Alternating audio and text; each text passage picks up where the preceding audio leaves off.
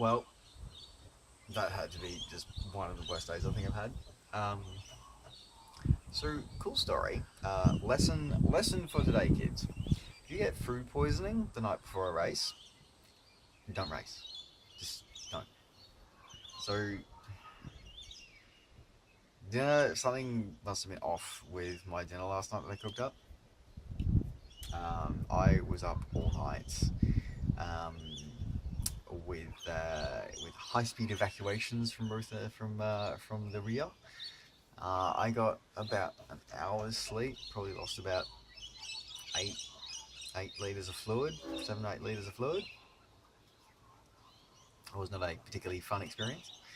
Um, and then went and raced today. What was supposed to be what is potentially my last race in Queensland for a very long time. Um, and yeah, it did not go well at all. At all. 30 something degree heat. Um, I'm already dehydrated from the being sick all night. I've got very little like food and all my nutrition like in my system. I couldn't stomach any food this morning when I got up. And then um, I come out of the swim. So it was a QTS long course today. So that was a 900 meter swim, 25k bike, and 6k run. So I did the swim, come out of the swim, and I'm feeling all sorts of awful. Time wasn't too bad, but I'm feeling all sorts of awful. So I get halfway through like the thing, run to a transition, and I just like head into a garden bed, and I proceeded to bring up whatever of my dinner I hadn't shot out the rear end overnight. I proceeded to bring it up on the side of the transition. So cool story. Then I head out on the bike.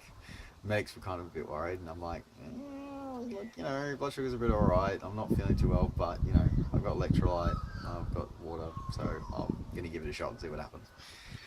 Anyway, so toodle off I go on the bike, and the bike's not too bad. I'm sort of sipping on my electrolyte, um, not feeling too flash, but still going.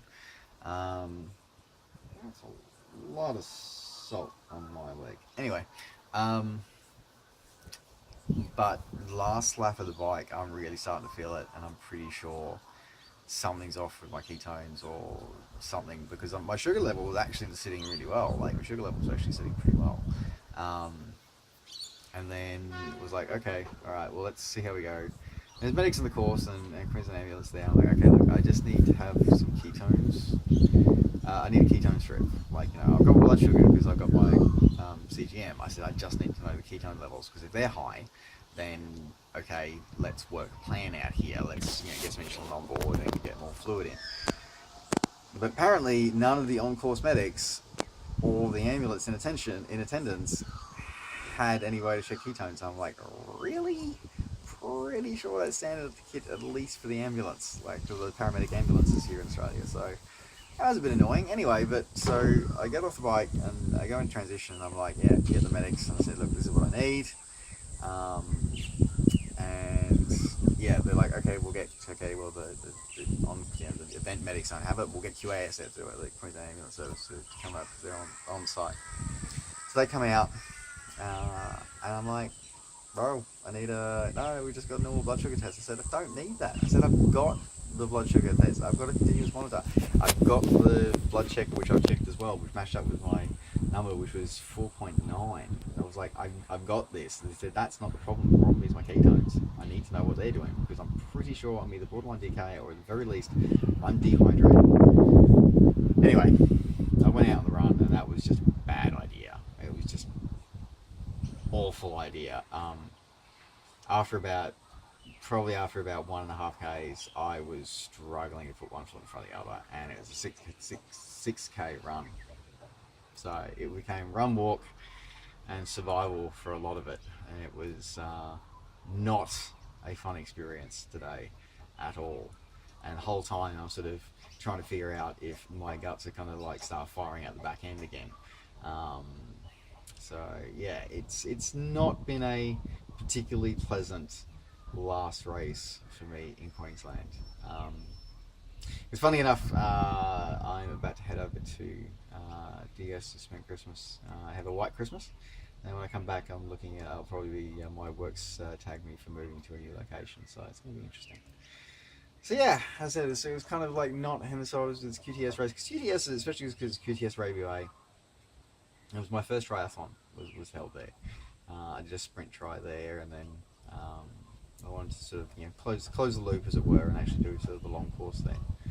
But yeah, definitely was not how I wanted to go out. That's for sure. But anyway, but you deal with the hand that you're dealt. I shouldn't have raced the bottom line. I should have known better, and I was pretty sure I knew better. I was like, you shouldn't be racing this, and I'm like, you're gonna do it anyway. I'm like, yeah, pretty much. So like the internal monologue was a very interesting discussion. But yeah, anyway, I'm still alive, much to my efforts to the contrary. But anyway, there you go. So pro tip, don't do it. If you have food poisoning the night before a race, just pull the pin on the race. Just don't do it, especially if you don't get any sleep. So, all right, that's just a random update from me. I'm shattered. I said hours sleep last night because of this food poisoning. So, anyway, I'm gonna have a shower, see what my levels are doing, and I am going to go pass out, I think. So, have fun, guys. Take care. I'll see you in the next episode.